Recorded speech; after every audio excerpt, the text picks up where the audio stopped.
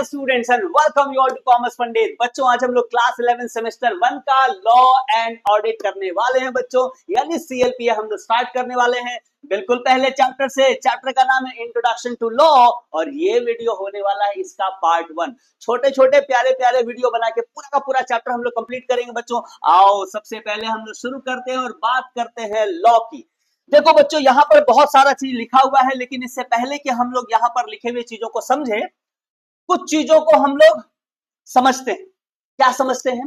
देखो सबसे पहले इस बात को समझो कि जो इंसान होता है, जो ह्यूमन बीइंग होता है ना, वो तो सोशल एनिमल होता है ना, वो सामाजिक प्राणी है। उसको समाज में लोगों के साथ रहना उसको पसंद है।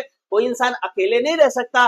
कितना दिन अकेले रहेगा? अकेले रहना लोगों की प्राथमिकता नहीं होती है। लोग लोगों के साथ रहना चाहते हैं, भले उनके साथ झगड़ा हो जाए, लड़ाई हो जाए, डिस्प्यूट्स हो जाए, बट फिर भी लोग लोगों के साथ ही रहना चाहते हैं। लेकिन बड़ी समस्या क्या है बच्चों कि लोग लोगों के साथ रहते तो जरूर हैं, लेकिन हर एक इंसान का अलग अलग सोच होता है, अलग अलग उसका बिलीव होता है, अलग अलग उनकी कास्ट होते हैं यानी जाति होती है, अलग अलग उनका धर्म होता है, अलग अलग उनका पसंद होता है। मैं अगर एग्जांपल से बात करूं, सोच कर देखो बच्चों, बहुत सारे लोग ऐसे हैं ना जिनको वेजिटेरियन खाना पसंद, वहीं पर बहुत सारे लोग हैं जिनको नॉन वेजिटेरियन खाना पसंद है, बहुत सारे लोग हैं जिनको क्रिकेट पसंद है, बहुत सारे लोग जिनको फुटबॉल पसंद है, बहुत सारे लोग जिनको आरसीबी पसंद है, बहुत सारे लोग जिनको चेन्नई सुपर किंग पसंद है, बहुत सारे लोग हैं जिनको कोलकाता नाइट राइडर्स पसंद है। क्या मेरी बात समझ में आ रही है कि नहीं? और यही अलग अलग पसंद, अलग अलग सोच, अलग अलग जाति, अलग अलग धर्म,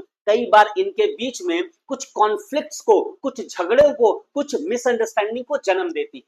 समझ में आ रही कि नहीं बात? अलग अलग लोग हैं, अलग अलग उनका सोच है, अलग अलग बिलीव है, अलग अलग पसंद है, तो उनके बीच में डिस्प्यूट तो हो ही सकता है। कई बार कॉन्फ्लिक्ट हो जाता है, कई बार झगड़ा हो जाता है, कई बार तो मार पिटाई हो जाता है, जैसा हम लोग देखते हैं।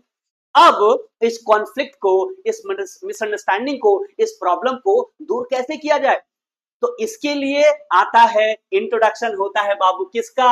लॉ का इंट्रोडक्शन होता है, कानून का इंट्रोडक्शन होता है। क्योंकि अगर कानून नहीं रहेगा तो जिसका पावर ज्यादा रहेगा, जो ज्यादा ताकतवर रहेगा ना, वो गरीब को हमेशा सताता रहेगा। जिसको बोलते हैं might is right. Might is right का मतलब क्या है? जो पावरफुल है, जो ताकतवर है, जिसके पास पैसा ज्यादा है, जिसके पास शरीर का पावर ज्यादा है ना, वो हमेशा जो गरीब है, जो कमजोर है, उसको हमेशा सताता रहेगा, उसको टॉर्चर करता रहेगा, उसको दबाता रहेगा हमेशा। तो इसीलिए जो दबे हुए लोग हैं, जो पीड़ित लोग हैं, जो कमजोर लोग हैं, उनको समानता देने के लिए क्या बनाया जाता है बच्चों? लॉ बनाया जाता है, कानून बनाया जाता है। समझ में आया? आओ चलो हम लोग इसको पढ़ते हैं और डिटेल में समझते हैं। एक बात और बता दो इससे पहले कि हम लोग इसको पढ़ें, हर एक चीज को पूरा का पूरा प्रॉपर्ली नोट करना है। शुरू से ही एक फ्रेश कॉपी बनाइए बच्चों। जो कोई चीज आपको यहाँ बताया जाता है, सारा का सारा चीज शुरू से ही नोट करना शुरू कर दीजिएगा। नहीं तो कई बार बच्चे क्या करते हैं, वीडियो देखते जाते हैं, देखते जाते हैं, देखते जाते हैं, और बिल्कुल अंत जब होता है, सेशन जब एग्जाम्स करीब आता है, तो उनको लगता है यार मेरे पास तो नोट्स ही प्रिपेयर नहीं। अब इतना ज्यादा प्रेशर हो जाता है, इतनी सारी चीजें पाइल्ड अप हो जाती हैं कि फिर वो कर ही नहीं पाता है। तो ये नहीं करना है आपको। शुरू से ही हर एक क्लास का आपको नोट्स बनाते चलना है और जबरदस्त प्रिपरेशन करना है। और अगर हमारे साथ मिलकर टोटल आप प्रिपरेशन करना चाहते हो तो आप इस नंबर पे कांटेक्ट कर सकते हो बच्चों। हम लोग कॉमर्स के 7 सब्जेक्ट्स प्लस साथ में इंग्लिश का जबरदस्त प्रिपरेशन कॉमर्स पंडित में कराते हैं। अगर आप इंटरेस्टेड हो, इस नंबर पे नोट कर लो, इस नंबर पे आप व्हाट्सएप या कॉल कर लो। चलो हम लोग बात करते हैं लॉ क्या होता है। देखो समझो, लिखा हुआ human being is a social animal and we live in a society, we can not live in isolation. Isolation का मतलब क्या होता है? लोनलीनेस होता है ना। लोनलीनेस मतलब हम लोग अकेले नहीं रह सकते भाई, हम लोग सोशल एनिमल है, हम लोग सामाजिक प्राणी हैं। हम लोग लोगों के साथ, रिश्तेदारों के साथ, पड़ोसियों के साथ हम लोग रहना पसंद करते हैं। हम लोग अकेले नहीं रह सकते। लेकिन different people have different thoughts, yes और नो। अलग अलग लोगों का अलग अलग सोच होता है, अलग अलग उनकी आइडियाज होती है, अलग अलग उनके ओपिनियन होते हैं, अलग अलग उनके बिलीव्स होते हैं, यस और नो। सोच कर देखो, हर एक इंसान, बल्कि कई बार तो देखा जाता है कि घर में अगर 4 लोग हैं तो उन 4 लोगों की अलग अलग प्राथमिकता है, अलग अलग उनकी आइडियाज हैं, अलग अलग उनके विचार हैं, है कि नहीं? सोच कर देखो, आप भी घर में अपने भाई बहन के अंदर देखो, हो सकता है बहुत सारा आपको कुछ और सीरियल देखना पसंद हो, आपके भाई को या बहन को कुछ और सीरियल देखना पसंद हो, आपको हो सकता है क्रिकेट देखना पसंद हो सकता है मम्मी को सीरियल देखना पसंद हो सकता है पापा को न्यूज देखना पसंद है। देखो एक परिवार में ही अलग अलग थॉट आ गया ना, अलग अलग ओपिनियन आ गया, अलग अलग विचार आ गया। और देखो इसी के लिए क्या होता है, this difference of thought, opinion और कल्चर और आइडिया, ये जो अलग अलग तरह का थॉट है, ओपिनियन है, कल्चर है, आइडिया है ना, इससे ही जन्म लेता है बच्चों, क्या जन्म लेता है, कॉन्फ्लिक्ट, यानी मतभेद, यानी कि झगड़ा, यानी कि द्वेष, एक दूसरे के प्रति घृणा, अलग अलग चीज इसकी वजह से ही जन्म लेती है, क्योंकि सबके सोच अलग है, सबके विचार अलग है, सबके कल्चर अलग है, सबके आइडियाज अलग हैं। तो इस तरह से क्या होता है ना, ये कॉन्फ्लिक्ट जन्म लेता है, सोसाइटी के जो अलग अलग लोग हैं उनके बीच में ये कॉन्फ्लिक्ट का जन्म होता है, झगड़े का रूप ले लेता है।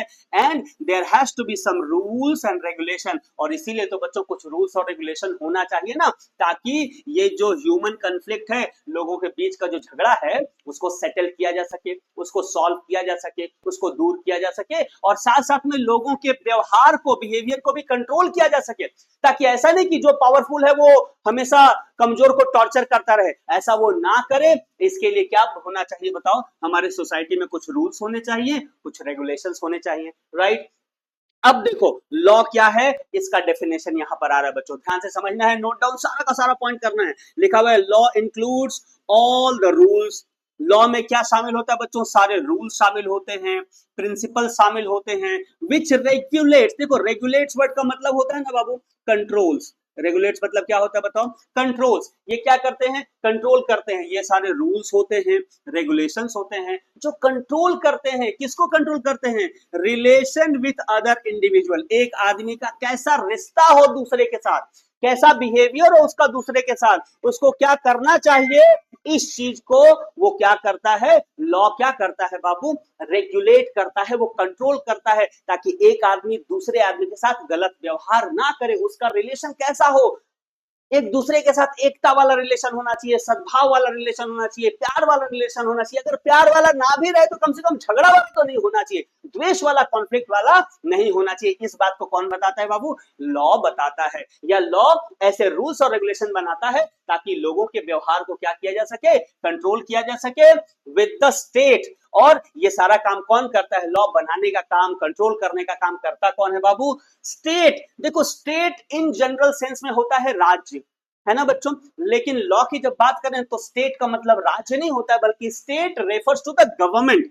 स्टेट किसको रेफर करता है, गवर्नमेंट। तो जहां भी स्टेट आ जाए ना, इसका मतलब समझना पूरे देश की बात हो रही है, पूरी सरकार की बात हो रही है, गवर्नमेंट की बात हो रही है, ठीक है, राइट। तो यहां तक आपको समझ में आए, गवर्नमेंट एंड वेरियस एजेंसीज के द्वारा अलग अलग लॉ बनाए जाते हैं। लॉ क्या है, अलग अलग रूल्स है, रेगुलेशंस है। इन रूल्स रेगुलेशन से क्या होता है, अलग अलग लोगों के बीच का जो रिलेशन है उसको कंट्रोल किया जाता है, और इंश्योर किया जाता है, मेक श्योर किया जाता है कि इन लोगों के बीच में किसी तरह का द्वेष, किसी तरह का परेशानी, किसी तरह का झगड़ा ना हो जाए। क्या यहां तक समझ में आया, यस और नो बच्चों। हम लोग आगे बढ़ते हैं और अब बात करते हैं रूल ऑफ लॉ। ये भी देखो वही चीज है, थोड़े अलग टर्म का यूज किया गया है। लिखा है rule of law is a mechanism. ये क्या है बच्चों, एक मैकेनिज्म है, यानी एक प्रोसेस है, ये एक पद्धति है, एक सिस्टम है। क्या चीज का system, regulating the conduct of people. Conduct का मतलब क्या होता है बताओ, इसका मतलब होता है बिहेवियर। देखो अगर कोई शब्द डिफिकल्ट लग रहा है ना, तो उसका इंग्लिश और हिंदी मतलब दोनों ही लिख लेना, ताकि आपको इजी रहे। कॉन्डक्ट मतलब बिहेवियर यानी व्यवहार। तो रूल ऑफ लॉ क्या होता है, एक ऐसा प्रोसेस है, एक ऐसा सिस्टम है जो रेगुलेट करता है, यानी कंट्रोल करता है। पहले मैंने बताया ये कंट्रोल करता है, क्या कंट्रोल करता है, कॉन्डक्ट ऑफ द पीपल, यानी लोगों का व्यवहार कैसा होगा, एक सोसाइटी के अंदर लोगों का कैसा व्यवहार होगा, कैसा व्यवहार करना पड़ेगा।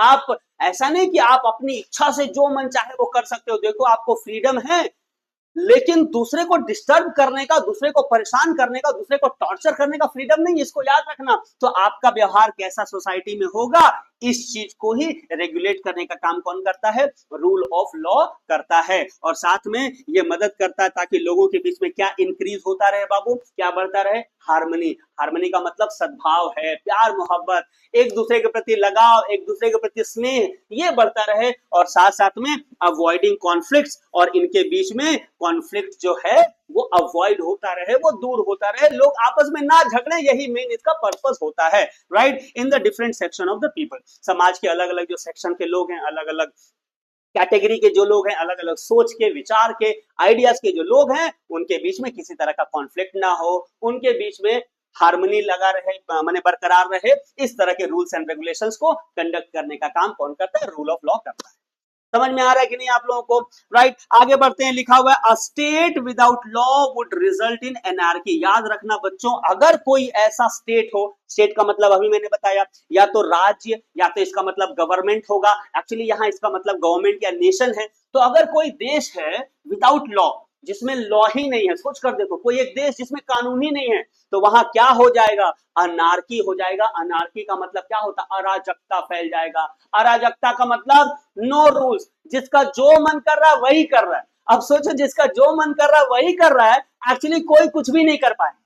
सोच कर देखो, तो रास्ते पर जा रहे हो और ट्रैफिक का कोई लाइट नहीं है, कोई सिग्नल नहीं है, तो क्या होगा? सब अपने अपने हिसाब से गाड़ी को आगे बढ़ाएंगे, और सब अपने अपने हिसाब से गाड़ी बढ़ाएंगे तो क्या होगा? टोटल जैम हो जाएगा, कोई आगे बढ़ ही नहीं पाएगा। इसीलिए लॉ बहुत ज्यादा जरूरी होता है। एक स्टेट के अंदर लॉ क्या होता है बाबू? बहुत ज्यादा जरूरी होता है। लॉ नहीं रहता है तो राज्य में क्या फैल जाता है? पूरे देश में क्या फैल जाता है बेटा? अनार्की फैल जाता है, अराजकता फैल जाती है। समझ में आ गया यहां तक? अब देखो, ज्यूरिस्ट एक टर्म है ना, इसको भी समझ लो, क्योंकि तुम्हारा तो एमसीक्यू बेस्ड क्वेश्चन आने वाला है, तो एमसीक्यू में ये छोटे छोटे क्वेश्चन पूछ सकते हैं। ज्यूरिस्ट किसको कहते हैं? अगर ये पूछ दिया तो क्या बताओगे? ज्यूरिस्ट वे लोग होते हैं बच्चों जिनका बड़ा एक्सपर्ट नॉलेज होता है लॉ का। जैसे जो जजेस होते हैं, सोच कर देखो तो बहुत एक्सपर्ट नॉलेज होता है ना, बहुत अच्छा नॉलेज होता है उनको लॉ का, इसीलिए उनको क्या कहा जाता है? ज्यूरिस्ट कहा जाता है। राइट, ऐसे लोग होते हैं जो स्टडी करते हैं, एनालाइज करते हैं, कमेंट करते हैं लॉ के ऊपर, है ना, जिनके सामने अगर कोई मुद्दा आ जाए तो वो लोग लॉ के बहुत अच्छे जानकार होते हैं, और वो लोग क्या करते हैं? अपनी राय उस पर्टिकुलर केस में देते हैं। उनको क्या कहते हैं बाबू? ज्यूरिस्ट कहते हैं। समझ में आ रहा है? ज्यूरिस्ट नाम जज लोगों से रिलेटेड है ना, तो वहां से रिलेट कर लेना। जज क्या करते हैं? जज का पहले तो बहुत ज्यादा अच्छा नॉलेज होता है लॉ के ऊपर, फिर उनके सामने कोई केस आता है तो उसके ऊपर वो कमेंट करते हैं, अपने वर्डिक्ट देते हैं, अपना न्याय सुनाते हैं। ठीक है, इसका जल्दी से आप स्क्रीनशॉट ले लो। आई होप यहां तक आपको सारा समझ में आ गया होगा। आओ चलो हम लोग जल्दी से आगे बढ़ते हैं बाबू, और अब हम लोग कुछ डेफिनेशंस, कुछ बड़े बड़े जो जूरिस्ट हैं, जो राइटर्स हैं, इनके द्वारा दिए हुए हम लोग कुछ डेफिनेशंस को भी समझ लेते हैं। देखो, सैलमन ने क्या कहा था लॉ के विषय में? सैलमन ने कहा था कि law is the body of principles recognised and applied by the state. यहां तक पहले समझते हैं। लॉ क्या है? एक बॉडी ऑफ प्रिंसिपल्स है, यानी एक प्रिंसिपल का बॉडी है, एक ऐसी शाखा है जिसमें क्या है बाबू? बहुत सारे लॉज हैं और बहुत सारे प्रिंसिपल्स हैं। राइट, जो कि रिकॉग्नाइज किए जाते हैं और अप्लाई किए जाते हैं स्टेट के द्वारा, जिसको बनाता है और अप्लाई कराता है। कौन अप्लाई कराता है? स्टेट। स्टेट यानी कि गवर्नमेंट इसको अप्लाई कराती है। Right, in the administration of justice, ताकि जो जस्टिस है, जो न्याय है, उसको एडमिनिस्टर किया जा सके, ताकि उसको दिया जा सके, न्याय का पालन करवाया जा सके। तो सैलमन ने क्या कहा कि जो लॉ होता है वो ऐसे प्रिंसिपल का बॉडी है, यानी ऐसे सारे नियम हैं, ऐसे सारे रूल्स रेगुलेशंस हैं जिनको बनाया गया है और जिनको अप्लाई किया गया है। किनके द्वारा? स्टेट के द्वारा। स्टेट का मतलब क्या है बच्चों? गवर्नमेंट के द्वारा, ताकि लोगों को क्या दिया जा सके? न्याय दिया जा सके। यहां तक समझ में आया कि नहीं? चलो, वेरी गुड। अब हम लोग बात करते हैं ऑस्टिन ने क्या कहा था। तो ऑस्टिन ने कहा था कि law is the command. Command का मतलब क्या होता है? बोलो। ऑर्डर होता है। लॉ इज द ऑर्डर और the command of the sovereign. Sovereign का मतलब जो सबसे ज्यादा पावरफुल है, जिसके पास ताकत है। किसके पास ताकत होता है? गवर्नमेंट के पास ताकत होता है ना, रूल्स बनाने का, उसको अप्लाई करने का, बल्कि लोगों को सजा देने का भी गवर्नमेंट के पास क्या होता है? ये पावर होता है, इसीलिए उसको सॉवरेन कहा जाता है। तो ऑस्टिन ने कहा था कि लॉ क्या है? कमांड है सॉवरेन का, यानी कि सॉवरेन के द्वारा दिया गया ये ऑर्डर है, ये आदेश है, बैक्ड बाय सैंक्शन, और इसके साथ बैकिंग किसी का होता है? सैंक्शन का। सैंक्शन का मतलब यहां पर क्या है बताओ? सैंक्शन का मतलब है पनिशमेंट। सैंक्शन का मतलब क्या है बेटा? पनिशमेंट। तो अगर आप ये कमांड जो दिया गया है, अगर वो नहीं मानते हो, यानी सॉवरेन ने, सॉवरेन का मतलब यहाँ गवर्नमेंट है, गवर्नमेंट ने, या जो भी सबसे ज्यादा ताकतवर है, बहुत सारे ऐसे कंट्री है ना जहां पे राजा का शासन चलता है, तो यहाँ पे सॉवरेन कौन हो जाएगा? किंग हो जाएगा। तो उनके द्वारा दिया गया ऑर्डर को मानना पड़ेगा, पहली बात, क्योंकि गवर्नमेंट का ऑर्डर है, राजा का ऑर्डर है, उसको मानना पड़ेगा। अगर नहीं मानोगे तो आपके ऊपर क्या लगेगा? सैंक्शन लगेगा, यानी पनिशमेंट लगेगा। क्लियर है कि नहीं बाबू? आगे चलो हम लोग बात करते हैं कि होल्म्स ने क्या कहा था। होल्मस ने क्या कहा? इन्होंने कहा था कि law means something what the court will decide. देखो, इनका तो अलग ही सोच था। इन्होंने कहा था कि लॉ वो है जो कोर्ट डिसाइड कर देता है, यानी कानून जो डिसाइड कर दे, जजेस जो डिसाइड कर दें वही क्या है, वही कानून है। देखो साधारण तौर पे क्या होता है, जो एमएलए एमपीज होते हैं ना, राइट, लेजिस्लेचर जिनको कहते हैं, वो लोग लॉ बनाते हैं। वो लोग क्या बनाते हैं बाबू, वो लोग लॉ बनाते हैं। लेकिन इनका कहना था, होल्म्स का क्या कहना था कि जो कोर्ट डिसाइड कर दे लॉ वो है। तो अलग अलग लोग हैं, अलग अलग सोच है, तो इसमें भी क्या है, डेफिनेशन में भी थोड़ा डिफरेंसेस ऑफ ओपिनियन है, राइट। आगे हम लोग चलते हैं।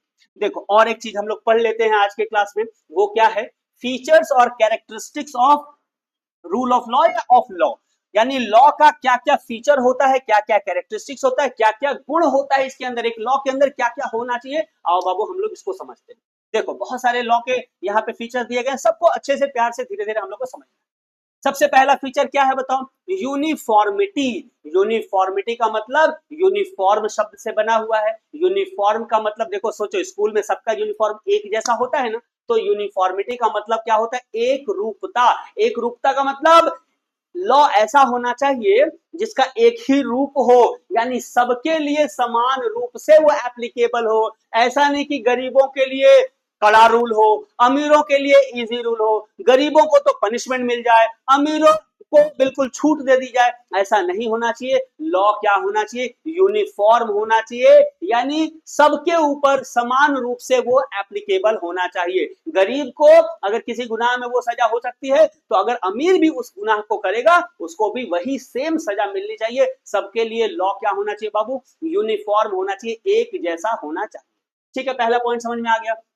नेक्स्ट है principle of natural justice. Law जब भी बनाया जाता है तो एक बात का जरूर ध्यान रखा जाता है कि उसमें नेचुरल जस्टिस होना चाहिए, प्राकृतिक न्याय उसमें होना चाहिए। प्राकृतिक न्याय का क्या मतलब है बच्चों, ध्यान से समझो। जब भी हम लोग न्याय करते हैं या जब भी लॉ को बनाया जाता है ना, दो बातों को ध्यान रखा जाता है कि ऐसा नहीं कि किसी ने कंप्लेन किया और उसी की बात को सुनकर जिसके ऊपर कंप्लेन किया गया उसको जाके आप गिरफ्तार कर लें या सजा दे दें, ऐसा आप नहीं कर सकते। नेचुरल जस्टिस का लॉ क्या कहता है, हियर द अदर पार्टी, यानी जो दूसरी पार्टी है जिसके ऊपर आरोप लगाया गया है, जो आरोपी है जिसके ऊपर कोई आरोप लगाया गया है, उस पार्टी को भी आपको क्या करना है, सुनना है, उसको भी अपना पक्ष रखने का मौका देना है। ये हर एक लॉ का एक इंटीग्रल पार्ट है, ये सबसे महत्वपूर्ण फीचर। समझ में आया कि नहीं, जिसने आरोप लगाया सिर्फ उसका सुन के आप आरोपी को सजा नहीं दे सकते। आपको क्या करना पड़ेगा, जिसके ऊपर आरोप लगाया गया है ना, उसका जो बात है, उसका जो राय है, उसका जो ओपिनियन है, उसका जो सिचुएशन है, उसको भी आपको सुनना पड़ेगा, तब जाके न्याय देना। ठीक है, ये पहली बात हो गई। दूसरा क्या दिया हुआ है, रूल अगेंस्ट बायस। रूल अगेंस्ट बायस का मतलब क्या कहता है बच्चों, कि कोई भी आदमी अपने केस का जज खुद नहीं हो सकता। यानी कि मेरे ऊपर कोई आरोप लगा है और मैं ही उसका न्याय करने वाला हूं, ऐसा कभी नहीं होना चाहिए। क्यों, क्योंकि मेरे ऊपर कोई आरोप लगा और मैं ही उसका जज बन जाऊं तो मैं तो हमेशा फैसला अपने पक्ष में ही सुनाऊंगा। समझ में आ रहा है कि नहीं, तो हमेशा वो डिसीजन क्या हो जाएगा, बायस हो जाएगा। तो बायस नहीं होना चाहिए, यानी किसी के ऊपर अगर आरोप लगा है तो उसका निर्णय कोई और करेगा, वो अपने केस का जज खुद नहीं बन सकता। इन दोनों को मिलाकर हम लोग क्या कहते हैं, प्रिंसिपल ऑफ नेचुरल जस्टिस। समझ में आया कि नहीं, आगे चलो। नेक्स्ट क्या लिखा हुआ है, इम्पार्शियलिटी। इम्पार्शियलिटी का मतलब होता है किसी के साथ भेदभाव नहीं होना चाहिए। भेदभाव नहीं होना चाहिए, ना तो जाति के नाम पर, ना तो धर्म के नाम पे, ना तो कास्ट, ना तो क्रीड, ना तो जेंडर, ना तो सेक्स, किसी भी तरह से इम्पार्शियलिटी नहीं होना चाहिए कि भाई लड़कों के लिए अलग रूल्स हो गया, लड़कियों के लिए अलग रूल्स हो गया, बड़ी जातियों के लिए अलग रूल्स हो गया, छोटी जातियों के लिए अलग रूल्स हो गया। समझ रहे हो आप, हिंदुओं के लिए अलग रूल्स हो गया, मुसलमानों के लिए अलग रूल्स हो गया, ऐसा नहीं होना चाहिए। इम्पार्शियल लॉ होना चाहिए, यानी ये थोड़ा इससे रिलेटेड है। यूनिफॉर्मिटी होना चाहिए और इम्पार्शियलिटी होना चाहिए, यानी किसी के साथ भेदभाव ना हो, ऐसा इंश्योर करना चाहिए लॉ को। आगे चलो बात करते हैं। नेक्स्ट दिया हुआ है remedies in case of infringement. Infringement का मतलब मान लो लॉ को तोड़ दिया किसी ने, किसी से लॉ टूट गया, तो उस केस में आपको रेमेडी भी बताना है, उसका सोल्यूशन भी बताना है, उससे बचने का रास्ता भी बताना है। मानो मैं जा रहा था और मेरे से ट्रैफिक ब्रेक हो गया, तो मेरे से तो लॉ इन्फ्रिंज हो गया, तो लॉ इन्फ्रिंज हो गया, बात सही है, हमको उसका पनिशमेंट मिलेगा, वो बात अलग है, हमारे ऊपर फाइन लगेगा, लेकिन उसका सोल्यूशन भी मुझे बताया जाना चाहिए कि भाई आपसे ये रूल्स टूटा है तो ये कर दो, तो फिर आप माने आप क्या होगा, उससे बरी हो जाओगे, उससे छूट जाओगे। ठीक है ना, मतलब उसका सोल्यूशन भी, रेमेडी भी, उससे निकलने का तरीका भी आपको बताना पड़ेगा। किसी भी लॉ का ये फीचर होता है। नेक्स्ट दिया हुआ है टेरिटोरियल एप्लीकेबिलिटी। टेरिटोरियल एप्लीकेबिलिटी मतलब हर एक लॉ किस एरिया में अप्लाई होगा या किन लोगों के ऊपर अप्लाई होगा, ये चीज क्लियरली मेंशन होता है। मैंने क्या बोला, कोई भी लॉ बन रहा है उसका टेरिटरी क्या होगा, उसका एरिया कितना होगा, स्फीयर कहां तक होगा, किसके किसके ऊपर अप्लाई होगा, ये क्लियरली मेंशन होना चाहिए। वैसे इंडिया के ज्यादातर जो लॉ बनते हैं वो ऑल ओवर इंडिया एप्लीकेबल होते हैं, लेकिन कुछ एक स्पेशल लॉ बनते हैं बच्चों, जैसे हिंदू मैरिज एक्ट, ये किसके ऊपर लागू होता है, ये तो सिर्फ हिंदुओं के ऊपर ही लागू होगा। समझ में आ रहा है? तो इस तरह से इसका टेरिटोरियल एप्लीकेबिलिटी होना चाहिए, यानी पहले से कंफर्म होना चाहिए कि इसका एप्लीकेबिलिटी कहां कहां ये एप्लीकेबल होगा, किसके किसके ऊपर एप्लीकेबल होगा। जो उसके दायरे के बाहर होगा ना, उसके ऊपर वो लॉ एप्लीकेबल नहीं होता है। चलो आगे बढ़ते हैं। नेक्स्ट दिया हुआ है यूनिवर्सल। यूनिवर्सल का मतलब क्या होता है कि हर जगह समान रूप से ये लागू होना चाहिए। यानी ऐसा नहीं कि कोलकाता का अलग रूल्स होगा, बिहार का अलग रूल्स होगा, यूपी का अलग रूल्स होगा, पंजाब का अलग रूल्स होगा, ऐसा नहीं है। लॉ क्या होना चाहिए बताओ, यूनिवर्सल होना चाहिए, यानी हर जगह समान रूल्स या समान लॉ होना चाहिए। ठीक है ना बाबू? डेफिनेट होना चाहिए, यानी कि निश्चित होना चाहिए, वेग नहीं होना चाहिए, अनक्लियर नहीं होना चाहिए, यानी कि पता ही नहीं चले कि लॉ क्या है। Law has to be very clear, very definite, it should not be vague. Vague का मतलब अस्पष्ट है, पता ही नहीं कि लॉ क्या कह रहा है, ऐसा नहीं होना चाहिए। लॉ बिल्कुल डेफिनेट होना चाहिए, क्लियर होना चाहिए, स्पष्ट होना चाहिए कि भाई ये करोगे ये सजा मिलेगा, इससे बचना है तुमको ये करना होगा, ये क्लियरली मेंशन होना चाहिए, उसी को डेफिनेट कहते हैं। नेक्स्ट दिया गया है क्या, डायनामिक होना चाहिए। डायनामिक का मतलब क्या होता है कि टाइम टू टाइम, देखो समाज बदलता है, लोग बदलते हैं, और लोगों से ही तो नियम है, लोगों के लिए ही तो नियम है। तो अगर समाज बदल रहा है तो कई बार लॉ को भी बदलना पड़ता है, और इसीलिए हम लोग देखते हैं लॉ के अंदर बहुत सारे अमेंडमेंट्स होते हैं। अमेंडमेंट्स का मतलब बदलाव होते हैं, जरूरत के मुताबिक अलग अलग कानून को भी हम लोग कभी कभी जरूरत पड़ता है तो चेंज करते हैं। तो डायनेमिक का मतलब क्या होता है बाबू, जो चेंज हो सके, जो क्या हो सके, जरूरत के हिसाब से अगर महसूस हो रहा है कि चेंज करने की जरूरत है, उसको चेंज भी किया जा सके, इसी को डायनेमिक बोलते हैं। नेक्स्ट पॉइंट क्या लिखा हुआ है, पनिशमेंट। देखो लॉ के अंदर अगर लॉ को फॉलो नहीं करोगे तो ये भी एक इसेंशियल पार्ट है कि उसके अंदर फिर क्या इन्वॉल्व होता है, पनिशमेंट इन्वॉल्व होता है। आप कानून को नहीं मानोगे तो आपको कानून के द्वारा क्या मिलेगा, पनिशमेंट मिलेगा, सजा मिलेगा। लास्ट पॉइंट क्या लिखा हुआ है, protection of peace of society. इसका सबसे इंपॉर्टेंट फीचर क्या है, क्यों बनाया ही जाता है लॉ, लॉ बाबू इसीलिए बनाया जाता है ताकि सोसाइटी के अंदर क्या प्रोटेक्ट किया जा सके, किसी की रक्षा की जा सके, पीस की यानी शांति की रक्षा की जा सके, लोगों के अंदर हार्मनी यानी सद्भाव को पैदा किया जा सके, लोगों के अंदर कोई तरह का कॉन्फ्लिक्ट ना हो, कोई तरह का झगड़ा ना हो, ये इंश्योर किया जा सके। कानून तो इसीलिए बनाया जाता है ना। तो ये था हम लोगों का लॉ का बिल्कुल पहला इंट्रोडक्शन क्लास। बच्चों कैसा लगा आप जरूर बताइएगा, और अगर अच्छा लगा हो तो प्लीज लाइक करना, कमेंट करना, अपने सारे फर्स्ट सेमेस्टर के फ्रेंड्स को शेयर करो बच्चों, क्योंकि हम सब मिलकर कॉमर्स पंडित के साथ जबरदस्त प्रिपरेशन करने वाले हैं। अगर आप चैनल पे नए हो जरूर सब्सक्राइब करके रखो, और अगर हमारे साथ मिलकर टोटल सिर्फ लॉ एंड ऑडिट का ही नहीं, कॉमर्स के 7 सब्जेक्ट हम लोग प्रिपरेशन कराते हैं बच्चों। अगर आप इंटरेस्टेड हो आप इस नंबर पे कॉल करो या इस नंबर पे व्हाट्सएप करो, सारा डिटेल्स लो, हम लोग कौन कौन सा सब्जेक्ट पढ़ाते हैं, क्या फीस है, कैसे आप ज्वाइन कर सकते हो, सारा डिटेल्स लो और जल्दी से ज्वाइन कर लो, ताकि हम और आप मिलकर जबरदस्त क्लास 11 फर्स्ट सेमेस्टर का प्रिपरेशन कर सके। ऑलराइट, ये वीडियो देखने के लिए आप सबका बहुत बहुत शुक्रिया। Thank you so very much, wish all the very best. जय हिंद।